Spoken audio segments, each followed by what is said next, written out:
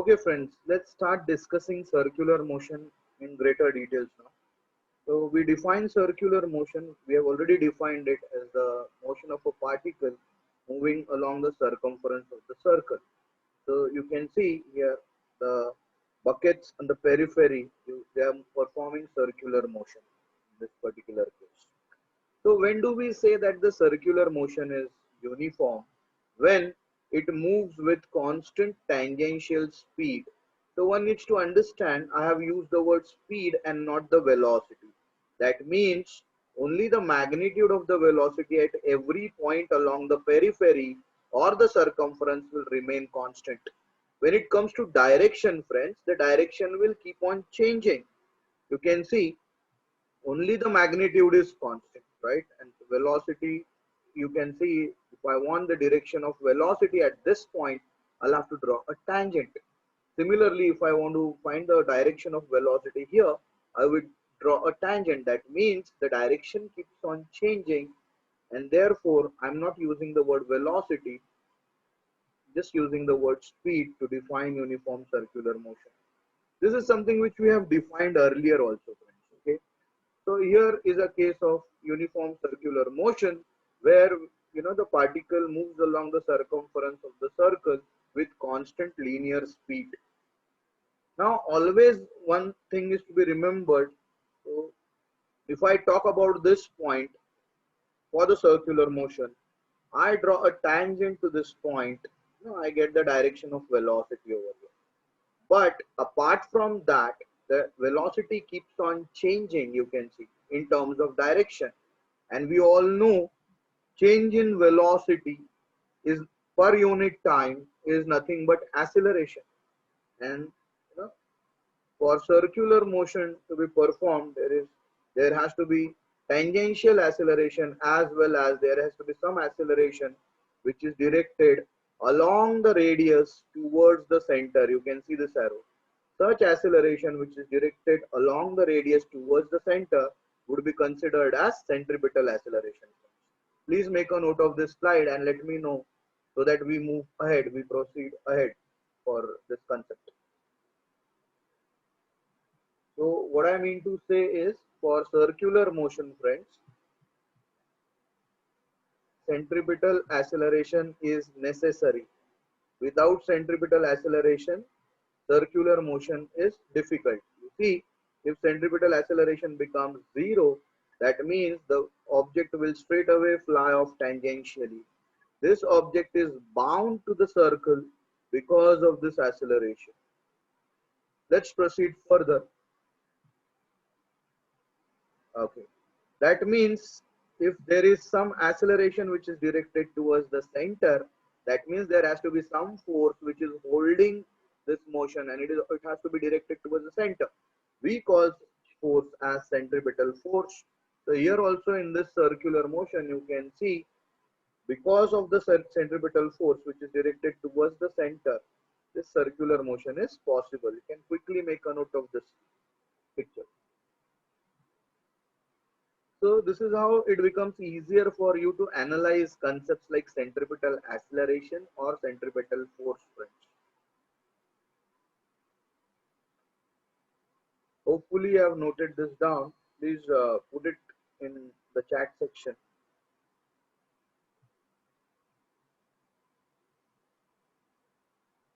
Yeah, good. Let's move ahead then.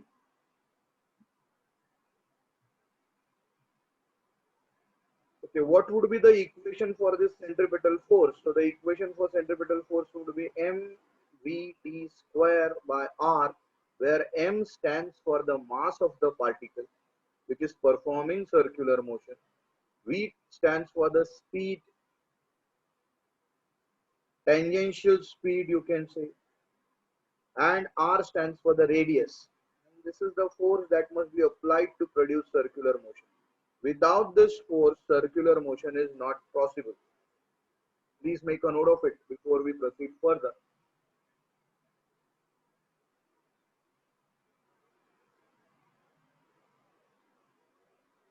Once you are done with it, put it in the chat section.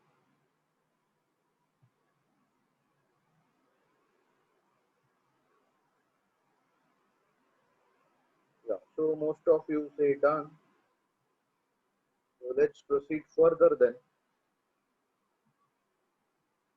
Here, this diagram makes it more clear. You can see in this diagram, you can see the direction of the tangential speed or velocity, and you can also see the direction in which the centripetal acceleration or force is working. If imagine if this force was not there, was it possible for this object to perform circular motion? The answer is no. Okay, so please make a note of this. Again, it's a self-explanatory slide which explains you the concept of centripetal force, which is needed for circular motion.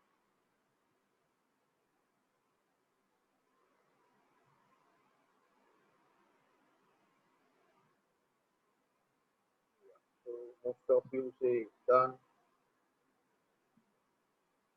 Good. Fine. Let's move ahead then. Let's proceed. So here we can consider the centripetal force as the tension in the string. So who is providing the centripetal force for this case? The tension in the string, which is held with this hand basically. All right, let's proceed further then. There are other types of circular motion also. We need to know who is providing centripetal force. Please make a note of this. In this case, when a stone tied to a string is whirled in circles, then the tension provides the centripetal force. So similarly, we can talk about the other type of examples for circular motion and try to depict which forces provide centripetal forces over there. Please make a note of this.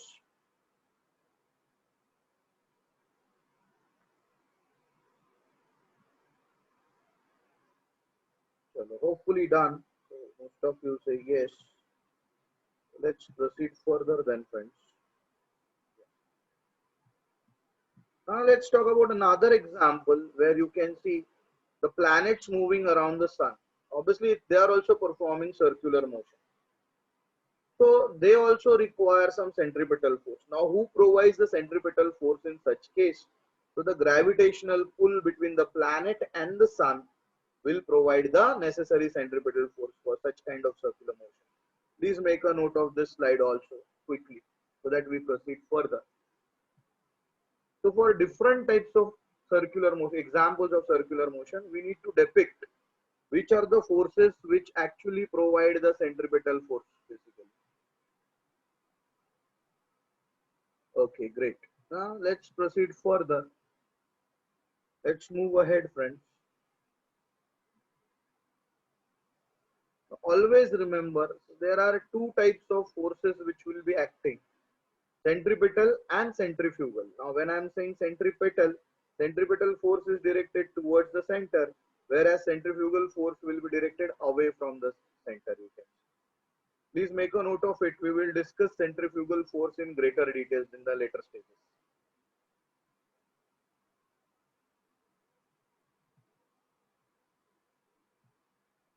Yeah, hopefully things are noted down. Okay, let's proceed further then.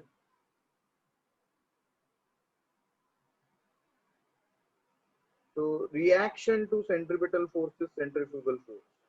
Centripetal force is a real force, whereas centrifugal force is not a real force. So it comes under the category of pseudo forces. Always remember that. Okay. So this is something which you can always note it down in later stages, or you can note it down. It's not a real force. Centripetal force is a real force, whereas centrifugal force is not a real force. Remember that.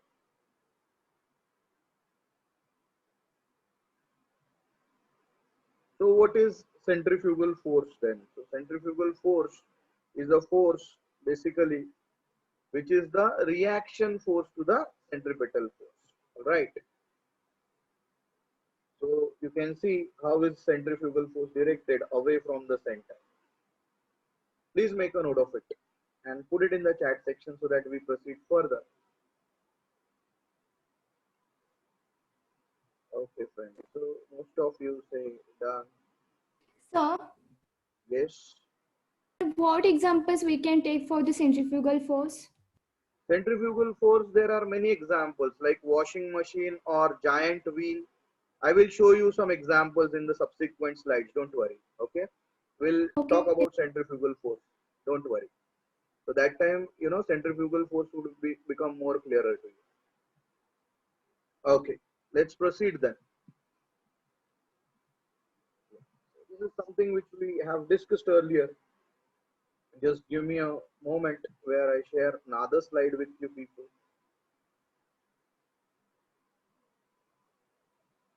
Just a minute. Okay.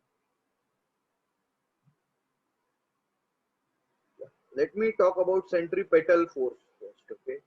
So here you can see in this particular motion, the direction of inertia is tangential and centripetal force is directed towards the center. So let's define centripetal force first of all properly. So for us, in uniform circular motion, the force which will act along the radius towards the center, we will call it as centripetal force. And the equation for this basically you can consider, and we all know one thing very clearly, that centripetal force is necessary for uniform circular motion. Why? Just imagine a case if this force vanishes, it becomes zero. Obviously, what will happen to all these bodies over here? They will fly off tangentially. So there won't be any circular motion then in that case. And the equation for it along the radius towards the center, therefore you can just put it as mass, centripetal force is mass into centripetal acceleration, and we will derive centripetal acceleration in the subsequent stages in the next lectures as v square by r or r omega square, where v stands for linear velocity and omega stands for angular velocity. We have already defined angular velocity in the previous session if you remember. So this is how you place centripetal force, and it is due to known interactions. Always you will find centripetal force is being provided either by the tension in the string, or with the help of friction, or with the help of gravitational interaction or electromagnetic interaction, and therefore you can consider this force to be provided by a known interaction, and centripetal force therefore comes under the category of real force. Please make a note of this slide quickly.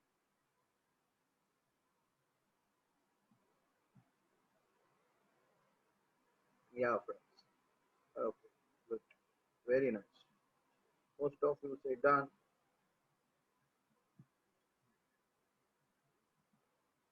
These are the examples of centripetal force. You can see a satellite moving along the circular orbit around the earth. You can see.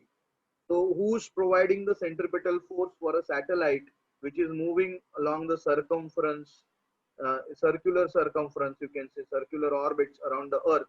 So the gravitational force of attraction between the satellite and the earth provides the necessary centripetal force here. Another example, you can just have a look at it. An object tied to a string is revolved uniformly in a horizontal circle. So this is the example which we have seen. So here the tension in the string will provide the necessary centripetal force. So these are some examples of centripetal force being provided for circular motion. Please make a note of it and put it in the chat section so that we proceed further.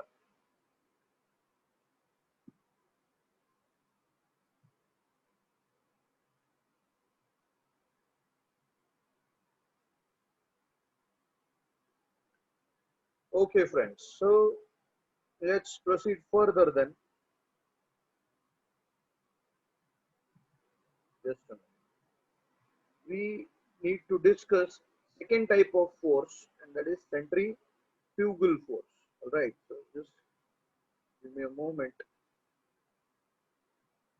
Yeah. So here specifically somebody was asking me a question where centrifugal force is applied. So you can see in such kind of motion, these kids are being thrown away from the circle, center of the circle. And this is a best example of centrifugal force. The value of centrifugal force will be same as that of centripetal force because just the directions are opposite, you can see. Therefore, this value is also given as mv square by r. So how we define centrifugal force then? So it's a pseudo force. Now, why pseudo force? Nobody knows which interaction provides it, but it is being experienced. You might have enjoyed such rides, friends, and you might have felt that somebody is pushing you outwards for such motion. That's because of this pseudo force, centrifugal force, directed along the radius away from the center, unlike centrifugal force and unlike centripetal force, friends. Okay. Because it does not arise due to known interactions, we know real interactions. Okay, which are the real interactions which we know? Gravitational, electromagnetic, and nuclear. All right. So none of these interactions provide these forces, but they act, and they act in non-inertial or acceleration frame of reference, basically. Therefore, such forces are called as pseudo force. It's directed along the radius away from the center. You can consider centrifugal force having same magnitude as that of centripetal force, but direction is opposite to that of centripetal force. Please make a note of it, friends, before we go for a comparative along with few more examples on centrifugal force.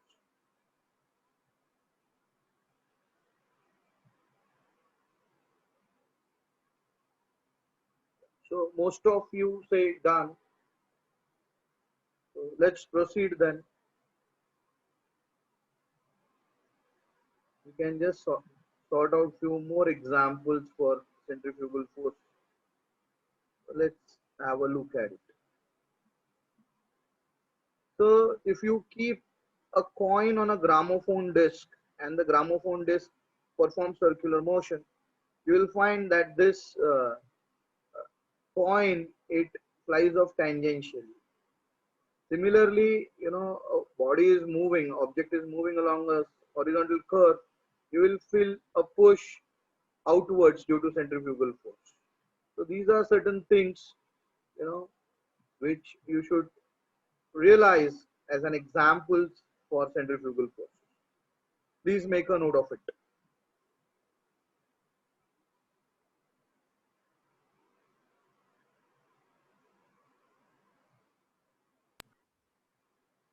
Sir, Yes. what is the use of gramophone? Gramophone is a musical instrument. Earlier there were no tapes, right? There were gramophone discs. Okay, So okay. this is just being shown to demonstrate the example of centrifugal force, that they move in circle. This coin will slip because of the centrifugal force. Are you getting it? This is just an example. Yes, yes, I understood. Yeah.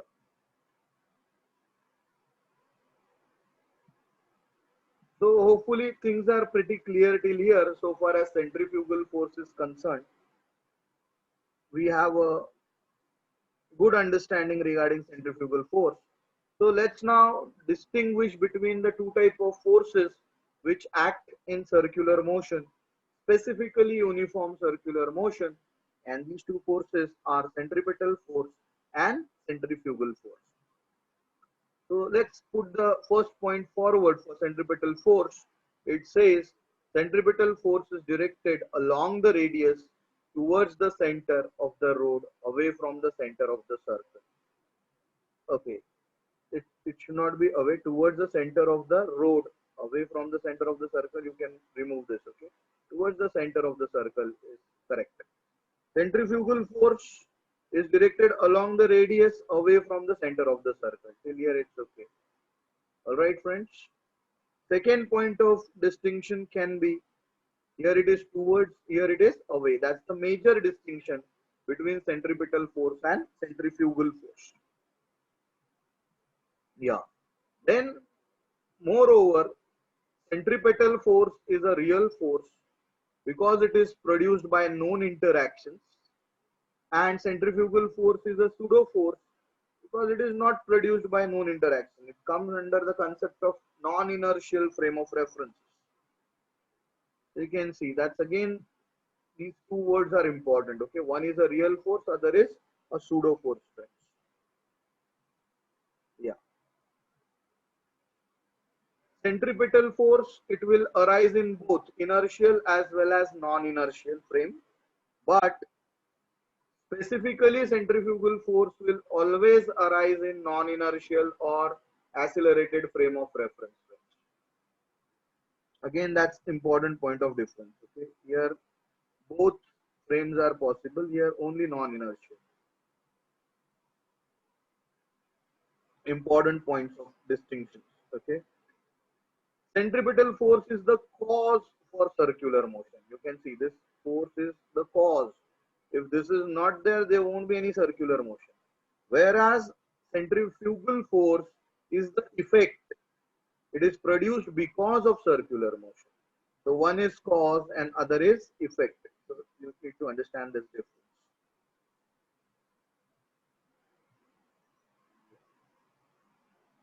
Yeah, friends. So all those who have entered late, today's session was at 2:30. If you all remember, you considered it as 3 o'clock. So please don't worry. Sooner I will be posting these lectures on the channel. Don't worry, and I'll give you the links. So next point of difference, you can see. Yeah, please make a note of it. Yeah, Akansha, you raise your hand. Please let me know what exactly the problem is. Akansha, you have any doubt?